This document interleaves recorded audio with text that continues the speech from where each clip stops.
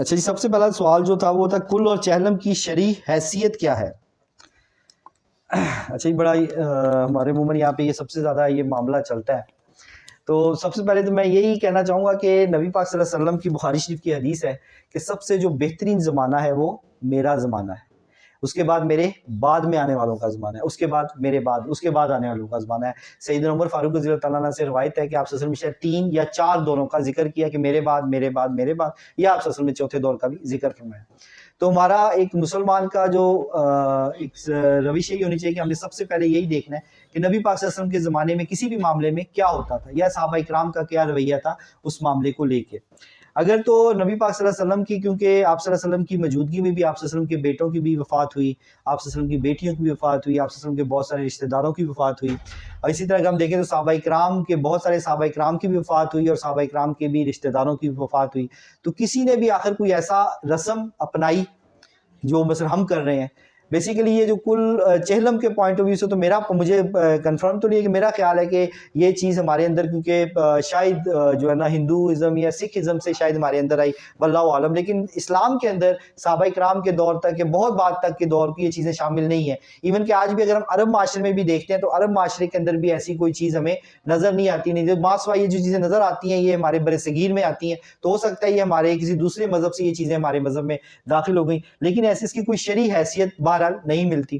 چہلم کا کنسیپٹ تو اس لیے بھی بیدار ہے کہ نبی صلی اللہ علیہ وسلم کی حدیث ہے، آپ صلی اللہ علیہ وسلم نے منع فرمایا، بخاری شریف کی حدیث ہے کہ کسی بھی میت پہ آپ 3 دن سے زیادہ سوگ نہیں کر سکتے، ماں سوائے بیوہ کے کہ وہ 4 مہینے 10 دن کی عدت کرے گی. اس کے علاوہ 3 دن سے زیادہ تو ویسے بھی آپ کسی میت پہ سوگ نہیں کر سکتے. تو چہلم تو 40 دن ہی آگے 8-10 دن، اس کا کسی بھی میرے خیال سے تو کوئی ایسی نہ کوئی حدیث ملتی ہے نہ کوئی ایسی شرعی حیثیت ملتی ہے کہ آپ صلی اللہ علیہ وسلم سے کوئی چیز یا صحابہ اکرام سے ثابت ہو. تو لہٰذا اس کا کوئی کنسیپٹ بظاہر کہیں بھی نہیں ہے. یہ ہمارے پاس ویسے ہی دوسرے مذاہب سے آئی چیزیں اور بوجھ ہیں لوگوں پہ جن کی فوتگی ہو جاتی ہے، بیچاروں کے اوپر ایک ایڈیشنل جو ہے بوجھ بن جاتا ہے کہ انہوں نے پھر اس کے لیے ختم کا اہتمام کرنا، اور بہت ساری ایسی چیزیں ہیں جو اس میں آ جاتی ہیں.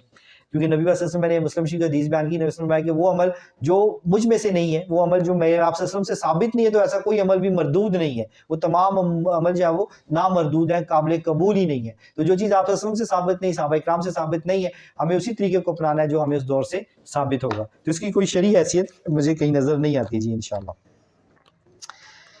اچھا دوسرا سوال تھا کہ کھانے کی چیز پہ دم کرنا. جی نبی دم کرنا ہے، سب سے پہلے دم کرنا ہے جی. تو دم کیونکہ آپ صلی اللہ علیہ وسلم نے دم کرنے کی اجازت دی ہے.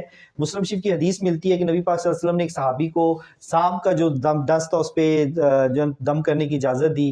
اسی طرح اسی حدیث کے اندر الفاظ ہیں کہ جو تھیں اپنا امت شاید یہ سیدنا علی رضی اللہ عنہ کی بہن تھی، تو ان کو آپ سے سنوایا کہ یہ بچے جو ہیں یہ بہت کمزور لگ رہے ہیں، کیا ان کو کھانے پینے کو کچھ نہیں مل رہا؟ تو انہوں نے کہا نہیں، بلکہ ان کو بہت جلدی نظر بد لگ جاتی ہے. تو آپ سے سنوایا کہ ہاں ان کو دم کریں، اور انہوں نے دم کے الفاظ پیش کیے اور آپ صلی اللہ علیہ وسلم نے ان کو اجازت دی کہ وہ دم کریں.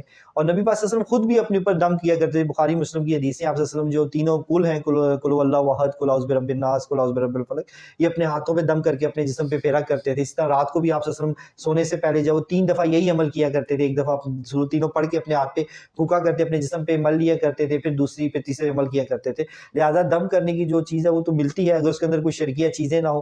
اور لیکن ایک حدیث ہے جی سنن نسائی کی ہے، نبی پاک صلی اللہ علیہ وسلم نے چند چیزوں سے منع فرمایا تھا. اس چیزوں کے اندر یہ بھی تھا کہ موضوعات کے علاوہ ان تینوں صورتوں کے علاوہ دم کرنے سے بھی منع فرمایا.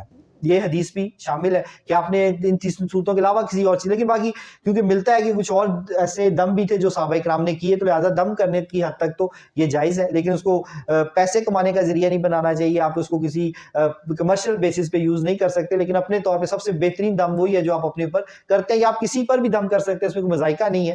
لیکن اب جو جہاں تک تعلق ہے جی جو کھانے کی چیز پہ پھونک مارنا ہے، تو اس سے منع فرمایا گیا. نبی پاک صلی اللہ علیہ وسلم کی حدیث ہے سنن ابو داؤد کی، آپ نے فرمایا کہ برتن کے اندر، کھانے کے برتن کے اندر سانس لینا اور پھونک مارنے سے آپ صلی اللہ علیہ وسلم نے منع فرمایا ہے. سنن ابن ماجہ کی حدیث ہے، آپ صلی اللہ علیہ وسلم نے جو وہ پینے کی چیز کے اوپر پھونک مارنے سے منع فرمایا. اور سائنٹیفک بھی یہ چیز جو ہے نا وہ قابل قبول نہیں ہے کہ آپ کھانے پینے کی چیزوں کو پھونک ماریں. تو یہ جو عمل ہے کہ کسی کھانے کی چیز پہ پھونک مار کے کسی کو دے دینا، اس کی اسلام میں ممانعت ہے. وہ آپ نہ ہی کسی صحابہ سے یا نبی پاک صلی اللہ علیہ وسلم سے ملتا ہے کہ انہوں نے کسی کھانے کی چیز کے اوپر دم کر کے دیا ہو.